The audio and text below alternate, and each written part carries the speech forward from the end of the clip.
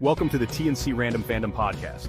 We are here to have fun and talk all things pop culture, collecting, and nerd culture in general. Make sure you join the conversation during our live stream with our most excellent hosts, Craig Borden and Tommy Mock. Let the shenanigans begin.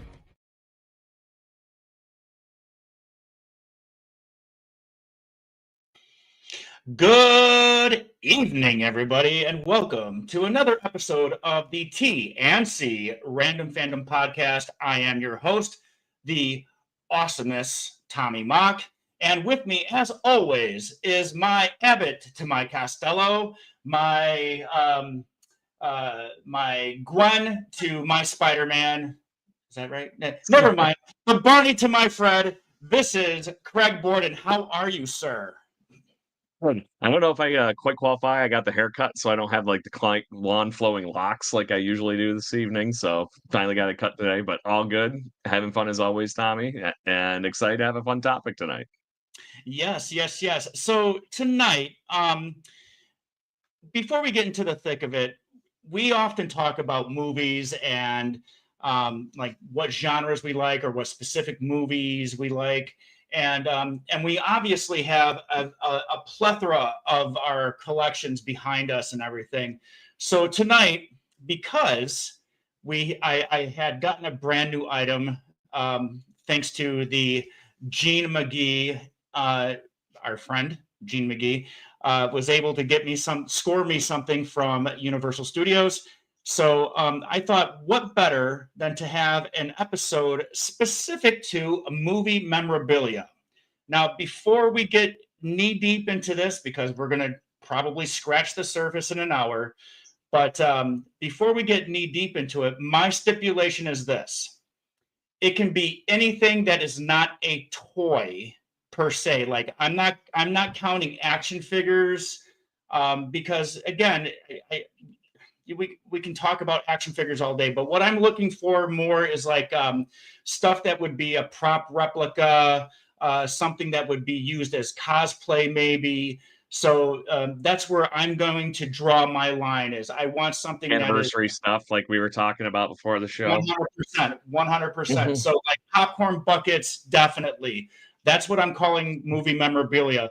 I know people who have gone to movie theaters and have asked for the posters after the run of the movie is gone. And I actually have the actual movie poster from a movie theater for Rogue One. I don't have it up right now, but it's all canvas. It's like a canvas print. It's awesome. It's awesome. So what about you? What is your stipulation, if you have any? I was trying to keep it to things that were released at the time of a movie, or we were talking about things that are in the anniversary ballpark, where there's many things that when the movie comes back out, they do a cool thing that's a promo to go along with the movie. So to me, it was one of those things that I wanted to limit tonight to something that's released alongside the movie theatrically, whether it's a re-release or not. So that's kind of where I'm drawing the line on how I'm doing my shindig tonight. So we'll see what happens, but there's some fun things here that we'll, like you said, we'll just scrape the surface on, and we'll see if we can get some things. I know I put the popcorn buckets on the promo for tonight because that is obviously something very tied to current fun in movie fandom, especially when you go to the movie theater. And I was just there today. I saw all the weird popcorn buckets with the Lilo Stitch and everything like that, but I didn't get anything. I was there to see Mission Impossible, which would have been like a ticking time bomb if they were going to have something that or it's going to self-destruct and the popcorn goes everywhere. What would you do? I don't know. It's weird, right? It was good. I really enjoyed it. That would actually be a really cool feature, that if you had a popcorn bucket that actually shot the popcorn out of the bucket and just be like, okay, great. But did you see the promo stuff in LA where they had like for Lilo and Stitch, they had like an animatronic one there was a big popcorn bucket that people were like grabbing out of, and then all of a sudden he would pop out of it and it was like a puppet. It was pretty amusing. And I saw those popcorn buckets and everything, and since we're going to start out with popcorn buckets. I'm going to show you the Galactus one, the one for the Fantastic Four movie that's coming out. It is huge. The thing is massive. So here it comes. So take a look at that thing. That thing is crazy. $80. And so how much are they charging for this bad boy? Yeah, It says $80. $80, man. You know, and I'm not gonna lie. I am not gonna lie. If I was at the theater and I was gonna, you know, I probably would buy this just because, much to the chagrin of my wife. But, but hey, look, it says you can save 15%. I'm like, yay, thank you. Okay, so it's 15% of the 80 or 15% of just literally just voiding your wallet of money. I don't know. So and I've actually jumped on the popcorn bucket, you know, kind of bandwagon, but again, very specific to ones that I have. So if the viewing audience will bear with me, I'll actually go and grab a couple of the ones that I have available, and so that they can see the just the scale of some of these things that are completely awesome. Well, it's got to be a jumbo popcorn, right? It can't be something little to have just a few, you know, kernels in it. All right, so Crazy. So we'll start with Ghostbusters Frozen Empire, and so here is the Ghost Trap. Now, the cool thing about the Ghost Trap is that you can take the actual bucket off, but if you put it on, and most of these have a feature, and they light up. You know, so very cool. There you go. Very cool. Until you get it covered in 9 pounds of butter, and then it just looks. I think it's still oily, by the way. So then, no amount of cleaning, forever unclean. now here's my claptrap from the Borderlands movie, which critically panned. Nobody liked it. It lights up and everything, but you know what? Honestly, this is probably one of the coolest popcorn buckets that, you know, and it's claptrap. It's you know, it's cool. A video game staple. So it's very cool one way or the other to do that with. And then when we were in California at Disneyland, and we went to Galaxy's Edge, we got the R2 unit that also lights up. No, you can see that.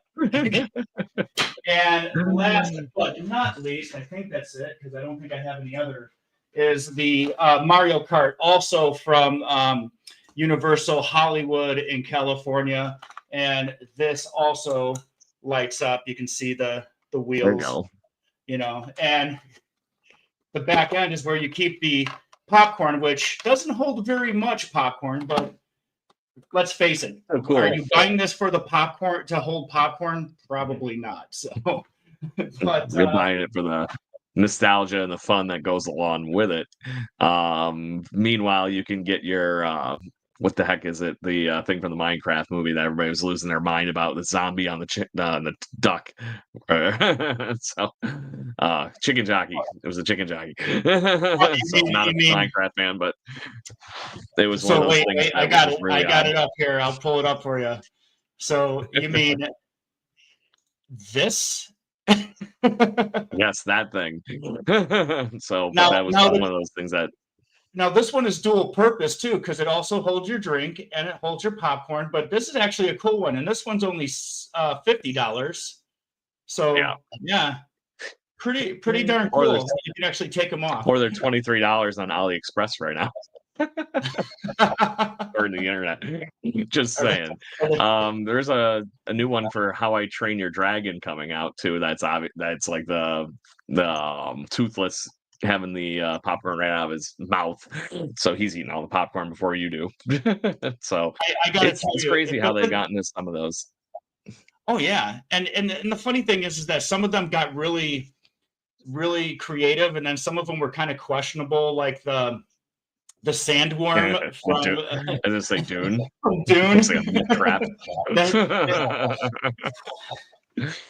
I don't think I'm allowed to say on the politically correct world what that might look like from a male perspective. But anyways. you know, the popcorn bucket game has kind of started to gotten bigger and bigger and bigger, and now like even the theme parks have very specific popcorn buckets, like the the R2 unit that I have, and the Mario cart that I have. Those are very movie specific memorabilia, but and just they're fun. And I think all the popcorn, I mean, they even have a Art the Clown popcorn bucket. I mean, come on now.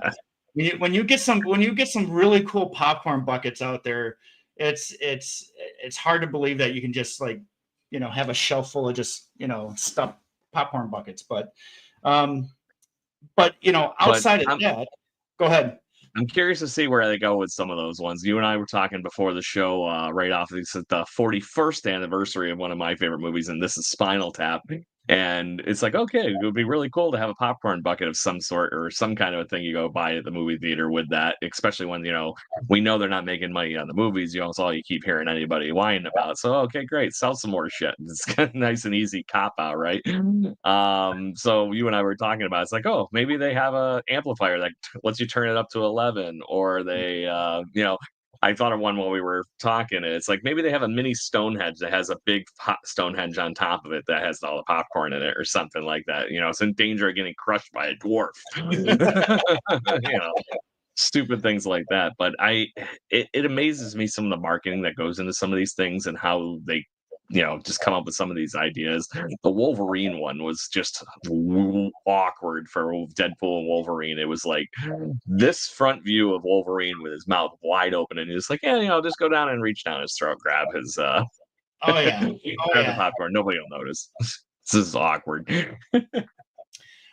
Like even the ones that I've seen for like the face hugger for the Aliens movies, it's just completely just awesome. I'm blown away, and to me they do represent the movie, and by all means, even the Disney parks, they have a Death Star popcorn bucket that actually lights up, and it actually goes through like the cycle of shooting the Death Star ray. But yeah, so not to make this whole show about popcorn buckets, but popcorn. So Gene Magee, who is a friend of the show, he's been on our show a few times now. Works at Universal Orlando, and I saw this online, and I was watching YouTube, and I saw this item. And I was like, I need that. I need that really, really bad. And I don't know why. So what some people may not know, and some people who may know, is that this year is the 50th anniversary of the movie Jaws.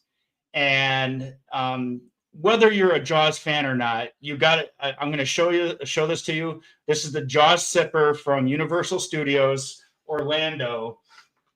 And this thing is insane. This thing is nuts. That's fun. It's silly. It's smile, you son of a bitch. but the cool thing is that, and you know what?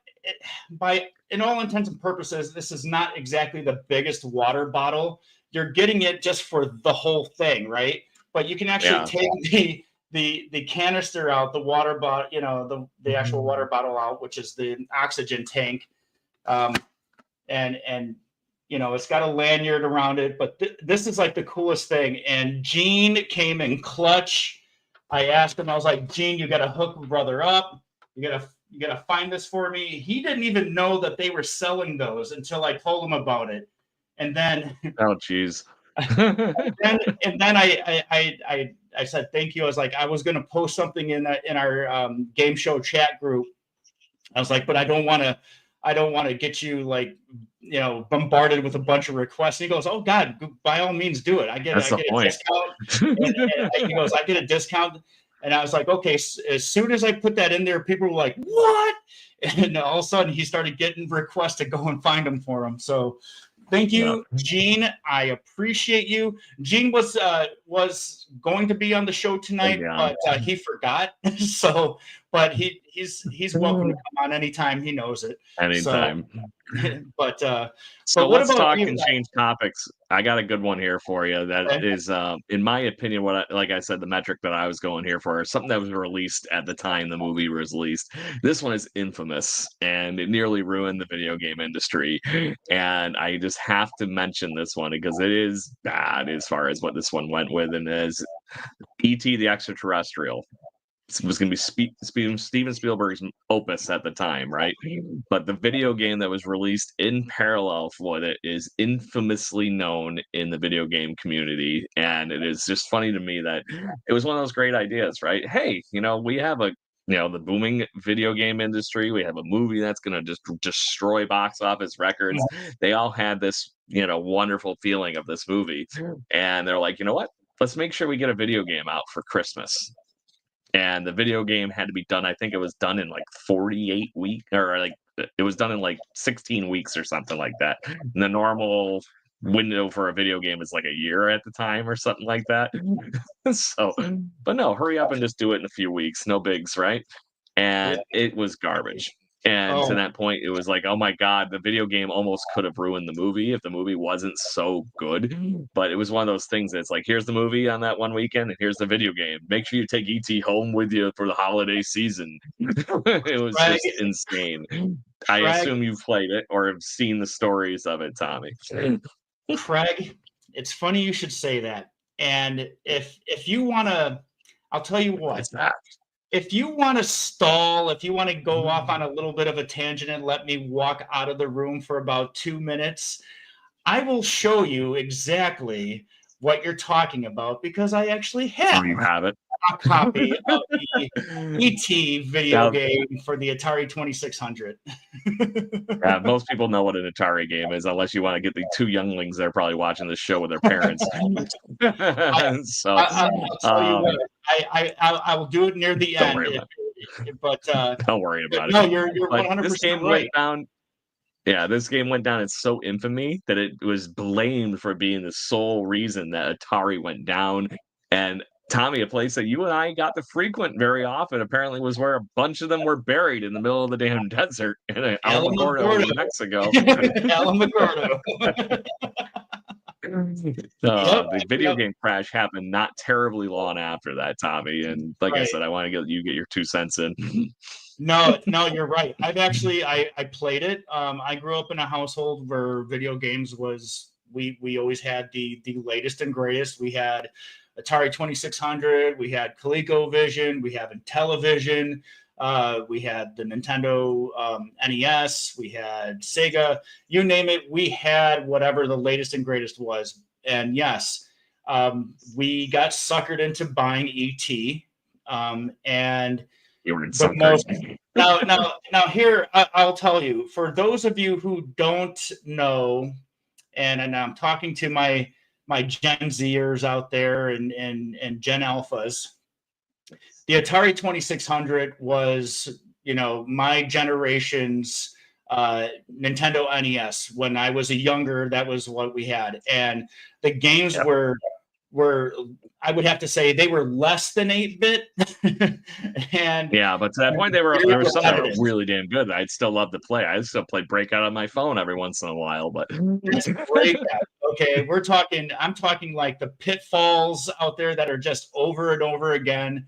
There and you know, like when you're supposed to stand on the world. Right. And even the Pac-Man version of the Atari 26 was not like the video game, the cabinet game. So, but no, I played this game and the game made absolutely no sense. You didn't really know what you were doing. And I have a copy just for that nostalgia reason. I felt like I had to play it just because, it can't be that bad. It's one of the ones that's known for being as bad as video games can get, and it's like blamed infinitely to this day on why they don't do movie tie-ins well. No, it's that bad. I felt like I was in a pit and I couldn't get out of it because that's literally part of the game. I'll tell you what. instead of me breaking away and going and get it, I will take a picture of my copy and I will post it so everyone can see exactly what the the extraterrestrial Atari 26 game cartridge looked like. And yeah, it was rough. It was rough. It was rough. So anyway, go ahead. Your turn. So again, for my criteria, again, something that I could use as maybe cosplay, something that looks like a movie prop, even if it was like I went to the Universal store and I got a slate that has like, Jaws on it or whatever movie, Indiana Jones, As a matter of fact, the last time that we had gone to a Universal park, I was looking for a whip for you, either a whip or a fedora, because I know you're a huge Indiana Jones fan. A fedora. So actually, no, I got ruined. It got all moldy. I got stuck in my closet. It got ruined. So we haven't done this show yet, but we are going to do a Harry Potter show. And when Karen and I went a couple of times ago, or a couple of years ago, we both got wands. Now, I got the Elder Wand, which is Dumbledore's wand. If you can see it, pretty detailed. Now, these are the first generation ones where like you can actually go through the park and in the Harry Potter area, and they got like places where you can stand, and if you do the spell right, something in the window will move or something like that.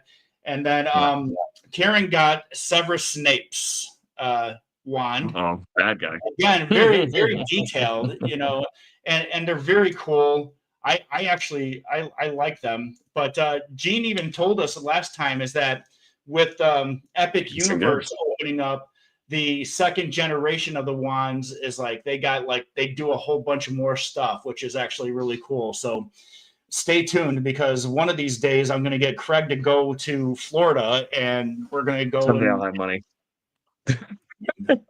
We got to work on that, right? But exactly. Yeah, so you got to get this podcast making some money. That's good. I mean, I can pretend to be a wizard and stuff like that, and then I can be like a rocking wizard where I can just twirl the drummer.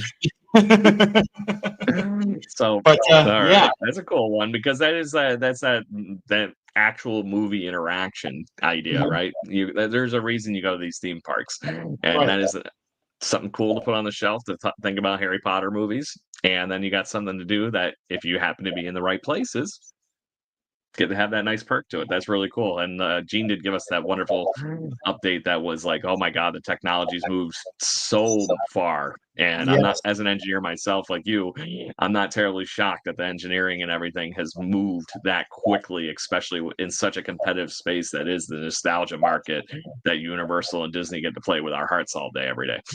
Yeah. The funny thing is about these is that I don't display these in my office or in any of the other. These actually get displayed in our actual living areas. Karen has them placed in, and they're actually really cool. People who something nerdy in. Get a glance, they're like, "Is that a wand?" What's that? Yes, it is. Exactly. Meanwhile, I bring everybody in here, and it's like they're on a scavenger hunt, and they're like, "Oh wow, what's that? And then what's that? And then Who's what's that?" It doesn't matter what angle you look at here, you're gonna find something fun. Right. But that's just how it is. That's cool. Like, you snuck a few nerdy things into your living room. Mm-hmm. Like in our nativity scene, I always take my little Yoda and I stick it in there somewhere.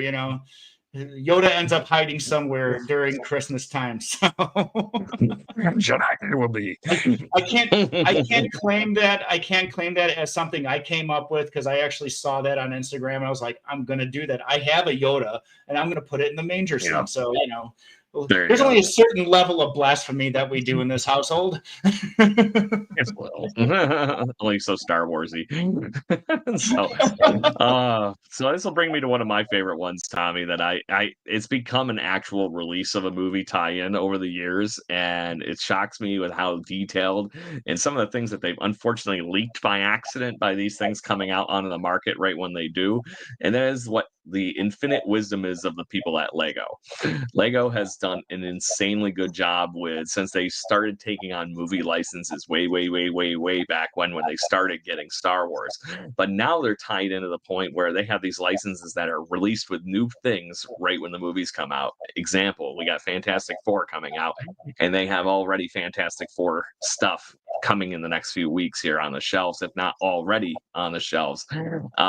Certain ones I know they got the Galactus one out and whatnot, so you're goofing around with the other popcorn buckets already on the market. But there's more coming apparently, as far as ones probably that have some little hidden gem from the movie in it that they didn't want to spoil too early, but I just can't, like, even just I know you can't see it too well on the camera here, but just like the ones you got here from the Daily Bugle I have up here, and then around the corner I have the Indiana Jones set where it's like the whole not Temple of Doom, the Raiders of the Lost Ark ball scene in the beginning of the movie is in a Lego form. And then they spin off into doing the Lego video games with those movies and everything like that. So to me, it's like you said, it's a toy technically, but it's coming out to me at the same time the movie comes out, which is just really cool to me that you're getting that tie in and something that you can take home with you, not just hang out with at the movie theater. Right. Yep.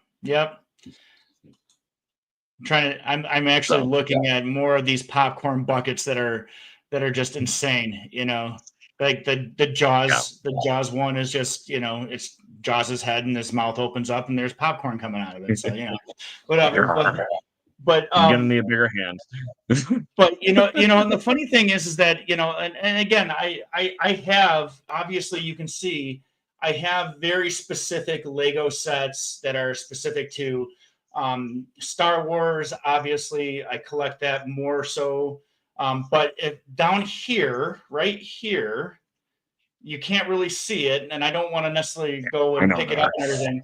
But those are the Lego Friends sets. So I have Central Perk, and then I have the apartments. And again, like you said, they've gained these licenses and they've done such great things with them. So, and they have a set for Seinfeld, which I bought Narada for Christmas a couple of Christmases ago. Yeah. And then they also have the Office, So is it technically a Lego set about nothing then? Lego set about nothing? Is that technically what that is? Sorry, couldn't help it. But yeah, but I think they're even trying. There's intellectual properties that they are trying to get. Like we are waiting. I think they may already have one. I don't know for sure. But like the Golden Girls, if they have a Golden Girls set that does come out, I'm buying it for Karen because. I'm not gonna lie, I watched the Golden Girls too. I watched it when I was younger, and I watch it now in reruns. And now and the funny thing is, Craig, this is the funniest thing. Do I look like I'm 50 years old? No, okay, not at all. So here's the thing. My age and my wife's age are the ages that would have been, the Golden Girls were back in the 80s, and they looked like old women, So you've aged so well, my friend. I woke up like this. But too funny. But those are the things, though. You're right. Lego comes out when they get an intellectual property. I think they do right by it. They keep it. They keep it Lego. Yeah. They don't overdo it, but they have all of the Simpson sets that are out there. But I think they do. I think they do right by the intellectual property that they get. So it's. Yeah, can't complain at all. Like I said, I just love that you can get, like if you went and saw a movie that you loved and then it was some new brand or something like that, there's a good chance there's probably a Lego set sitting there right there along the side of that blockbuster movie that was coming out this summer or whatever it might be.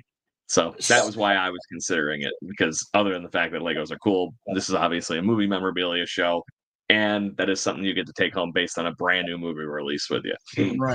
Right.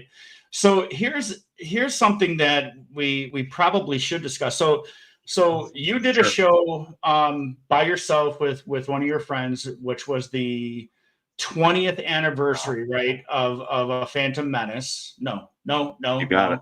Oh no, it was not Revenge of the Phantom Sith. Menace. It was Revenge of the Sith, right?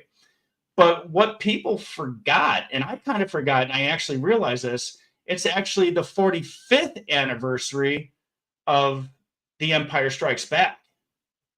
It is. It is. So So, nobody's doing anything about that. but right, I guess because it's not necessarily a milestone, so we'll have to wait wait to 5 50. years until it becomes 50. So I'll be 55, and that'll be which is actually really cool. But so again, going back to this memorabilia, I think if people are watching, you can see right here above me. Tommy's got Those some open two, spaces. those two are lightsaber hilts for the same character, but different variations of that character. So like this one, so if you know the Oh yeah. the canon of Count Dooku. Count Dooku was an aristocrat who also was a Jedi who eventually got turned to the dark side by Darth Sidious. So right here, that one is his Jedi lightsaber hilt, which was a blue one, and then up here is his Sith lightsaber when he became Darth Tyrannus.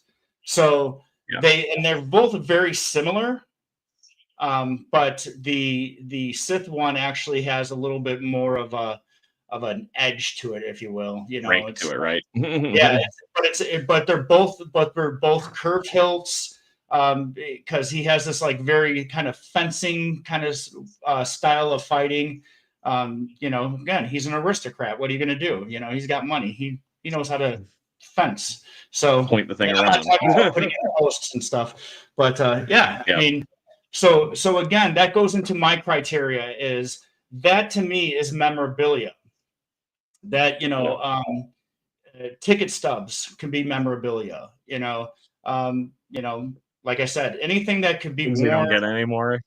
Right. But I mean, the toys that are specific to movies, like Star Wars toys, action figures, and stuff like that, is that memorabilia? I guess it is. But for the way I look at it is, not everything I have is I'm going to play with. Not that I play with my toys. I play with toys. Okay, kids, I do. So, but yeah. Hey, you're a 50-year-old kid. Don't worry about it. but you know what? But again, because it's not a milestone birthday, so to speak, but it is the 45th anniversary of Empire Strikes Back. So, which is my all-time favorite out of all of the Star Wars movies, past and present. That one is my all-time favorite. What say you, Craig? It's funny you bring up. It's funny you bring up the Star Wars stuff, because this is something I wanted to bring up as far as the marketing things that became collectibles a little bit, especially around the Phantom Menace. There were so many weird things that came out for the Phantom Menace's time frame there, because it was the first Star Wars movie we had in forever.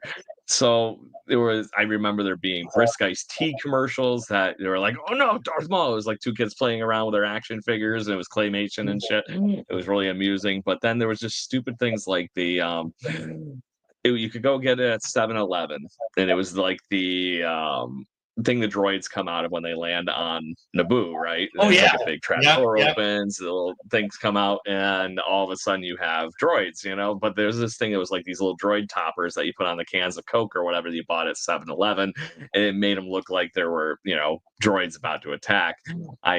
There was just so many of these weird niche hook things that were intended to be like promo material and stuff like that, and they ended up becoming collectible because there wasn't a ton of them and people were fighting over them at the stores, kind of similar to what you were talking about with the movie posters and things like that. So there's some really cool stuff that's just like, especially for a movie like that, It's not as bombarding you anymore, with the digital stuff being obviously the biggest way for them to get your attention these days. But just like signage and things like that you would get at the end of the toy store aisle, like I said, a big cutout from 7-Eleven or anything like that. But there were so many of those things. It was like every marketing thing you could humanly possibly get was for the Star Wars Phantom Menace. And it was insane, some of the crazy stuff that, and then not to mention Jar Jar Binks everything, which but that's ready to show. But you're right. But like, I mean, you every once in a while you can go to like some of these antique shops around and find like the R2D2 cooler that had the brisk iced tea in it, and people bought that stuff. But I'm going to share something again with you, which is some of the questionable items that are movie tie-in, and this one is Jar Jar Binks is specific. That's the weird. I think I know where you're going. This is the lollipop. Yep. I have a feeling that's where you're going. I'm gonna have to ask what were the people who manufactured what. Well, how do you pitch this? So I got this idea for a lollipop. It's going to be Jar Jar Binks's head, and then you flip it open, and then you suck on his tongue. Instead of you licking it, it licks you. Because I'm sure that wasn't any weird at all. To your point, I didn't say everything was good, Tommy. I said some of it kind of odd. But I do love that fact that I have seen a few of those R2D2 coolers, to your point, out in the wild, and people just sell them. They're usually pretty beat up because they were a store display, but people restore them back up and clean them up and make them a nice collectible again. So yeah, good deals.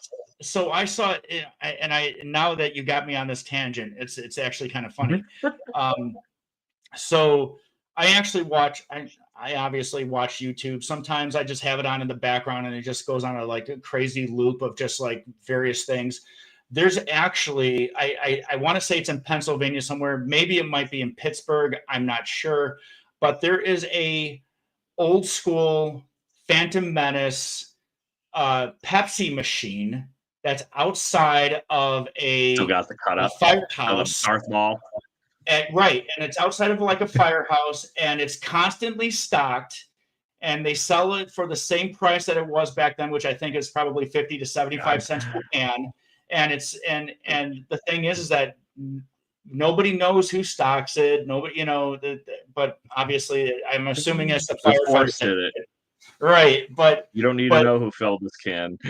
One of the oldest, I guess, and like the Phantom Menace is ablazing on it and everything. So I think it's actually really, really cool that is still a working piece of art, if you will. I think it is after this many years. There's an installation of that art. Yes. Good stuff. Yes. Cool. But yeah, run with that. Run with whatever you got on your mind now. Because like I said, that was my marketing one that I was like, because that's what happens with every big movie, right?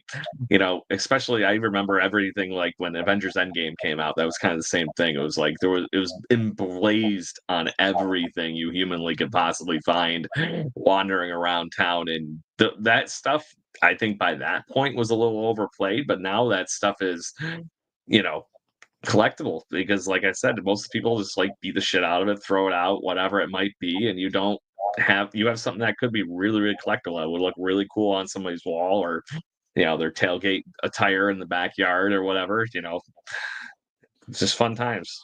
And then people wonder why a lot of us just hold on to things for some reason. Like a lot of us Gen Xers, we've held on to things that we've had forever. And we've become like the new pack rats. And that's one of the reasons why a lot of us will continue to collect and just buy the stuff that reminds us of certain things. Like if there were if I had like Goonies memorabilia, I would have Goonies memorabilia. But the thing is that once we hit that nostalgia market, you can go into like Spencer's Gifts. And before it became a pseudo like porn shop and head shop, you used to be able to find those little retro trinket things, and you could go and get them at You used to be able to Yeah, get all the Funko Pops there and everything and all that kind of stuff. So yeah, you're not and wrong. But even now they've completely went another direction. yeah, it's like if you want a dildo, you can probably find one there. It's, they're still There you for go. some reason they still show up in malls. As everybody wants a Yeah, and Spencer. that's the weird thing. And now it's like you can't even see inside of them anymore. It's like the doorway in the Spencer's Gift kept going like this. Yeah, Just kept getting smaller and smaller, so you can't quite see you what's go going in on there, around you the feel corner. so dirty. Yeah. This is in the store I grew up with. What happened? Spencer's a creepy old man now. So, but yeah, good shit. What's your next but one?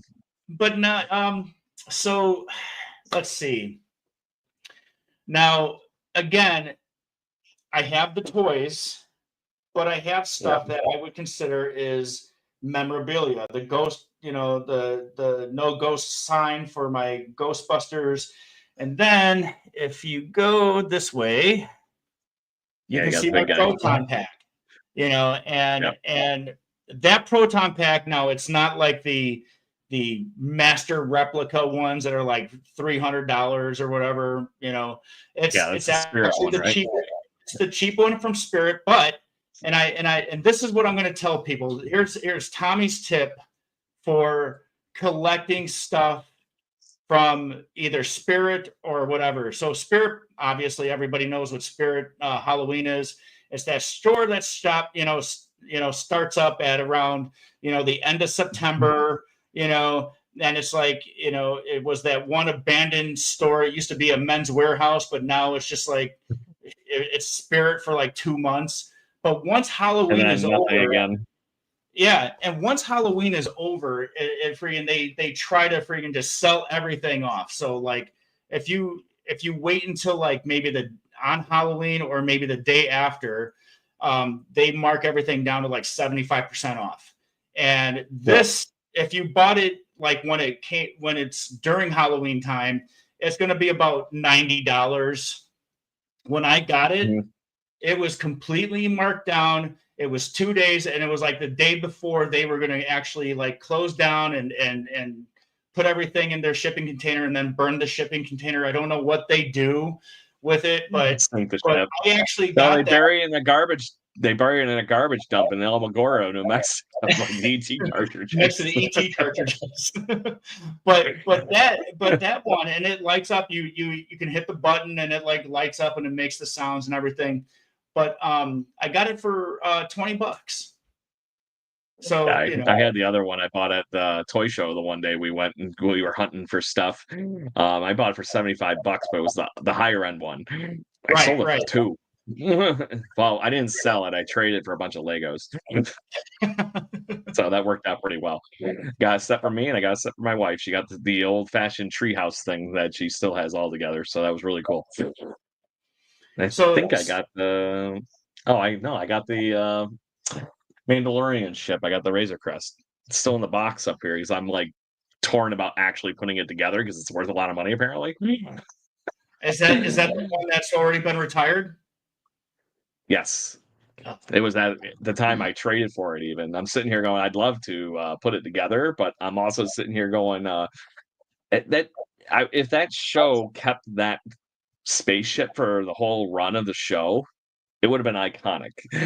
Now it was a Craig, one and done in my head a little bit. Craig, the Razor Crest is coming back. It's coming Oh back in yeah, is the he gonna build another one? movie, in the Mandalorian and Grogu movie. It's supposed to be coming back from at least from And the footage that I've seen. So then that will change my heart. There's a reason. It's honestly, it's just got an awesome box, so I don't have a problem with it being up here on the shelf because it's really cool looking. right.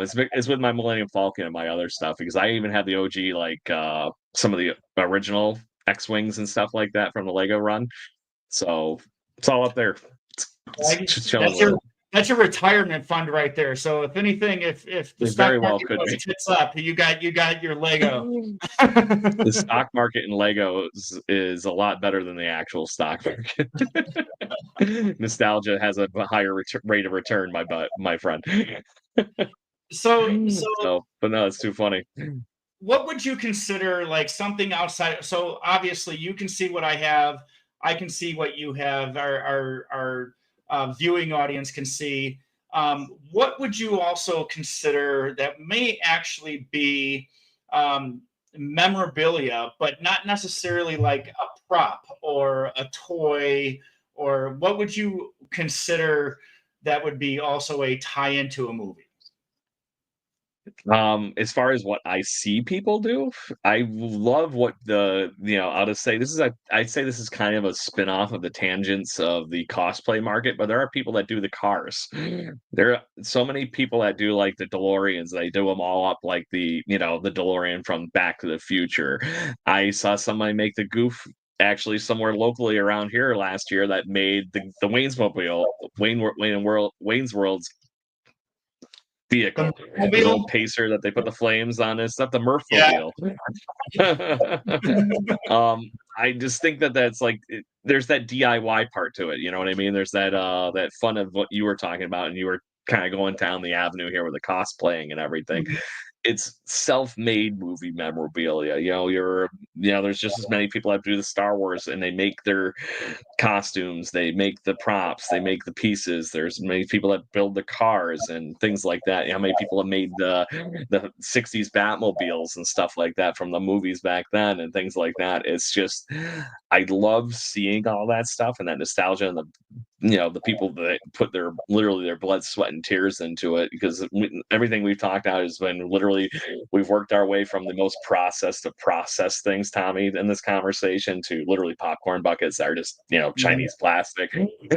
To talking about some of the things that you can do to buy your own props and be the character that you want to be to get to that point. I think there's a piece to that, and being somebody that goofs around with 3D printing and all that kind of stuff like I do.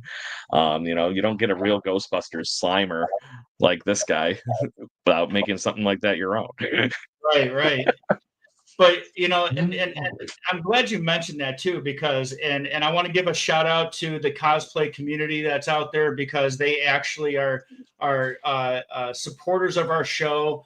I thank you again to Paz and to Blue Kitten and to God, she's gonna kill me if I Anastasia.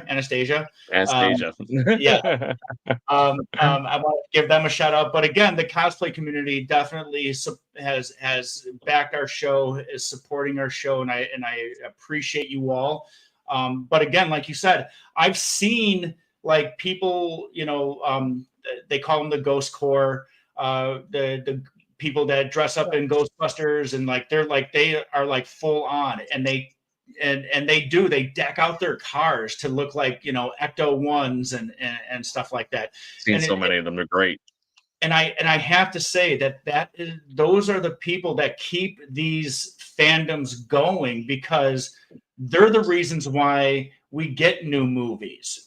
They're the reasons why we get re-releases of movies, because they keep that nostalgia, they keep that interest going. So again, cosplayers do it. They keep that fandom going. They keep people interested in that, and that's and then shows like this and other pop culture shows are the ones that keep all of this relevant and keep it to where we're never not going to have something that's Ghostbusters anymore. We're not going to never have anything that's not Star Wars related. Whether it's a good product or not, we're still going to consume it because we are those fans, So, like Pokemon, you got to catch them all.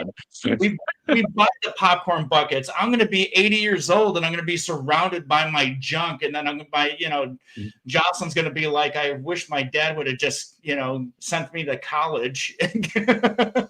Hey, well, there's this whole thing that she's going to have a nice retirement plan after we're gone. Just saying. All the stuff behind me is going to end up in a landfill somewhere. Don't worry about it. Alamogordo. All the stuff behind me is going to be in Alamogordo. Yeah. Oh, that's too freaking funny. So, is there anything you want to either pick and run with that whole idea, or anything else you wanted to dive on? The funny thing is that you know, I remember the movie poster thing. Movie posters were big. This is one of the few things that we could have in our barracks rooms. And I don't know, like, where you lived in dorms, right? When you went to college, like your Same first thing. year, so and but here's the thing. I've been in enough barracks too because of my employment record, Tommy, too. So I see it. Everybody had to have okay, this is what I'm going to throw out to people, because I'm sure it's still a thing, and I think it's always going to be a thing in every dorm room. And I can't speak for the ladies, but for every like dude dorm room or barracks room, you had to have a poster of The Godfather. I don't know why. Even if you've never seen the movie, somehow, some way, every Somebody single had it. dude had The I Godfather always had poster John. on their wall. Yeah, I always had John Belushi with that look on his face with a collared shirt going, "You took the bar, the whole fucking bar." Screw any other poster from Animal House. Everybody had the John Belushi one. And everybody knew what it was. I had John Belushi on my wall, and I had the Kramer because it was so hideous, but I couldn't look away. I had a friend in junior high. His name was Craig Crayson, and when he was younger, well, when I was hanging out with him and stuff like that on the block, he lived across the street from me. He was really big into movies and stuff like that, and I don't know, I kind of lost track of him. I don't know what he's doing now, but he wanted to be in the movies. He wanted to make movies, and he had some memorabilia stuff. He had, slates and stuff, and I just thought that was like the coolest thing. And now that I've gotten an opportunity to kind of do that a little bit, it's always cool to hear that, take one. As a matter of fact, I bought Narada a slate when he was doing some like promo stuff and everything, and Just that was fun. yeah. And but being able to go on some of these backlot tours, like we did Paramount earlier this year, it was fun, and you get to see some of that really cool memorabilia. And it's in the gift shop, so you're like, okay, but it's memorabilia, and you want it. And even if it's a water bottle that says the name of a show, oh, it's Yellowstone. Oh, I got the Yellowstone water bottle. Yeah, there you go. It's trendy. Good stuff. I do have one more for you that I wanted to mention because it spawns from one of my other passions, being a sports person. I've always collected baseball cards. One of those things that has always been a movie tie-in thing has been just trading cards, period. I remember like being a kid, and I literally had, and this just seems like the weirdest card set to have on the planet, Temple of Doom, Indiana Jones collectible cards, and Ghostbusters ones. I had the 1980s Transformer movies. They still do that, Tommy. Topps actually has the license to do Star Wars again, and they're actually making crazy Star Wars ones. We had one at the hobby shop the other day that was actually the actress that plays Sabine Wren in the new Ahsoka show. It was a picture of her, but not only did she sign it, the voice from the Rebels show signed the card too. So it was one of those cool things that it had both of them, the original and her, the live action and the cartoon card on a Topps baseball card kind of like thing. Topps Chrome is making Star Wars cards. So I just thought that was really cool that they're still keeping that old movie tradition tie-in kind of like alive in certain aspects of it. They did a couple of other franchises too, like Star Trek and things like that too. I know they're making cards on too, but it's those ones that have the mega fans. Like they still make Marvel cards, and some of them are, you'll get the, new Daredevil one with the original artist of Daredevil autographed the card, things like that. Or obviously Charlie Cox, who's Daredevil these days. And that show was kick-ass, by the way. Watch that again. So I haven't seen it. I just thought it was cool they're keeping that tradition of trading cards alive to a certain point. Is there's something fun and analog about ripping open a pack and not knowing what you're going to find. That's what I still love about it. I want to say I used to have some trading cards when it came to certain things, but I never really got into the trading card piece of things. I know that when I was younger, my cousin Eddie, yes, I actually have two cousin Eddies. Shitter's full. Merry Christmas. And one of them's just like that. But anyways, the kind of guy who walks into your house with a gallon of Fireball and says, "Hey, who wants to do shots?" And then let's go. And then it's like, okay, all right. Can we be a little bit more classy? It's 10 o'clock in the morning, okay? A little bit later. But anyways, no, I never really got into the trading cards as far as like sports cards because I wasn't a huge baseball fan. I'm a Cubs fan by default because I grew up on the north side of Chicago. But again, not a huge baseball fan, so that's one of the reasons why I don't go on Blue Jay watching, or because Jaybird watching. I stand corrected, Jaybird watching, because I have nothing to contribute to that show. I do pop my head in every once in a while to see what y'all are talking about, and then it's like, yeah, we got rock stars on the last few weeks. You could at least have fun. He didn't want to talk any music. That was the funniest thing on the planet. He's a 25-year-old veteran of recording music, and he's like, "No, let's just talk baseball tonight."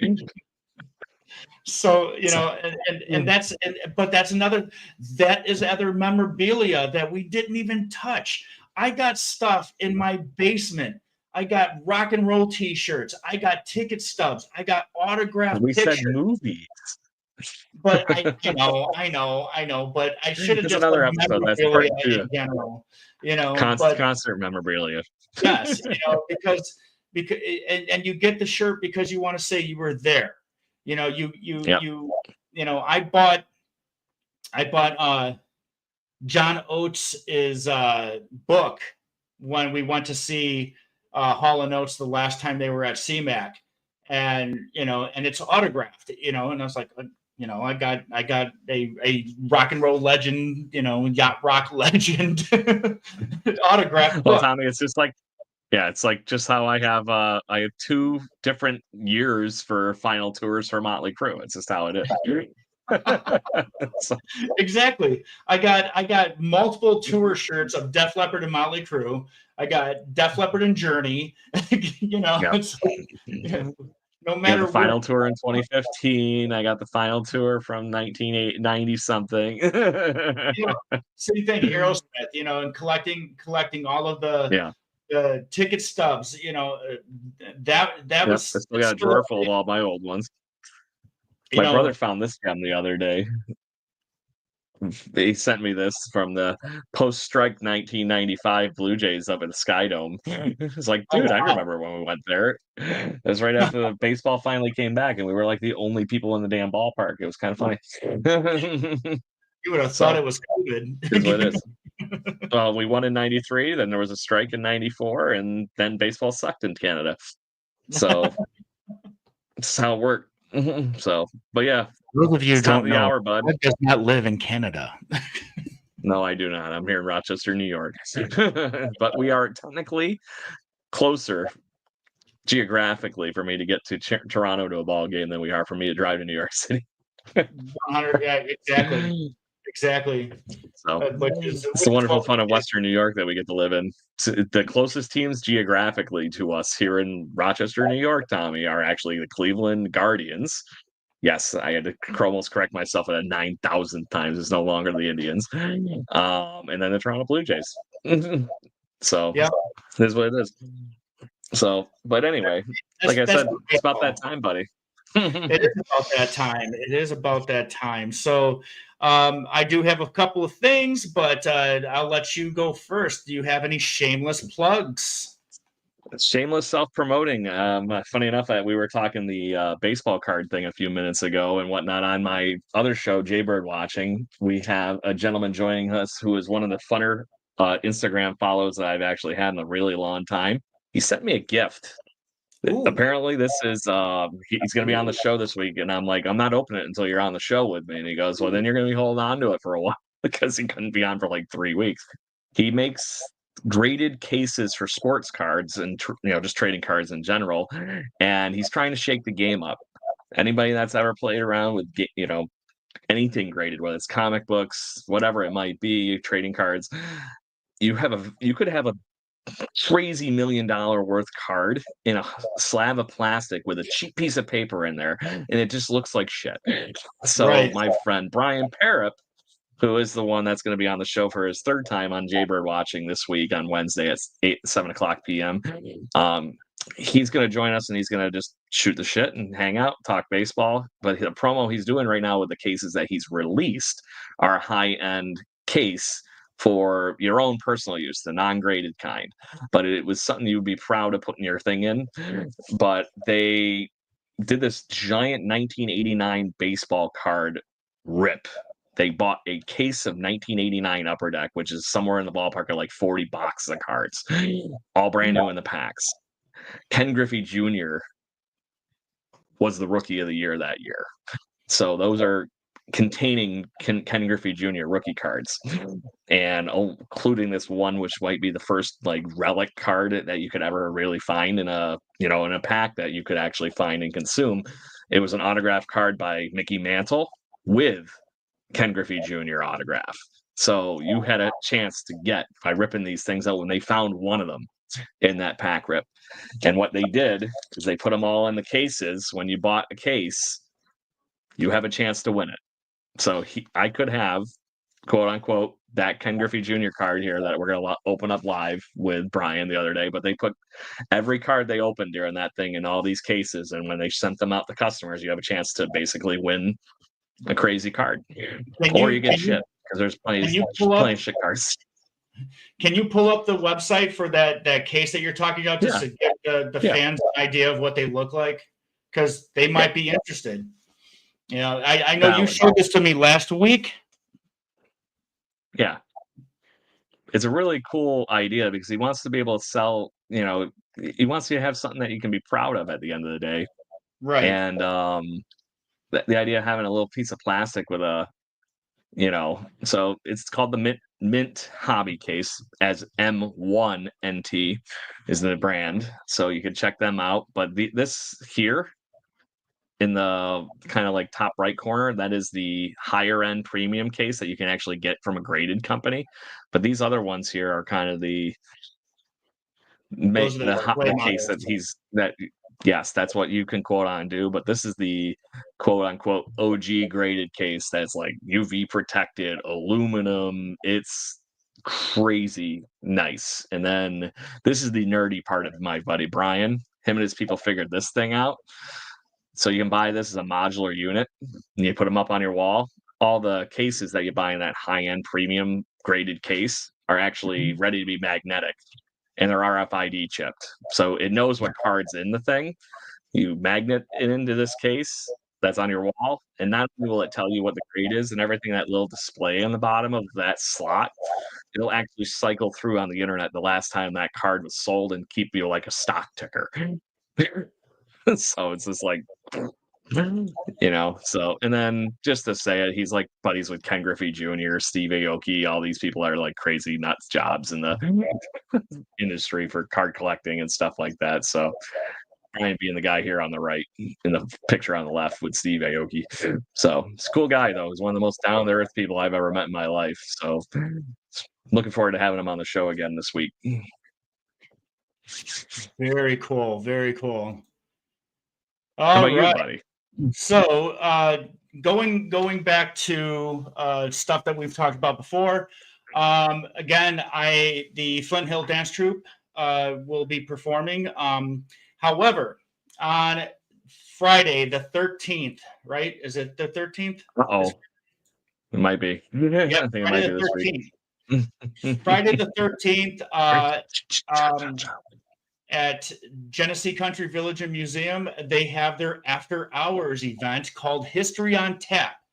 And the fun thing about History on Tap is that obviously it's a 21 and over event where you can go and sample local wineries, distilleries, and breweries that come in to do a tasting. You can buy the alcohol and everything, but I will be there in period dress, and I will be teaching a 19th century dance. So if you are in the Rochester or surrounding areas and you want to go to a historic 19th century village and see yours truly and try a bunch of beer and wine and spirits, come on down to Genesee Country Village and Museum. You can get tickets, buy tickets online at gcv.org, and just go to their events page.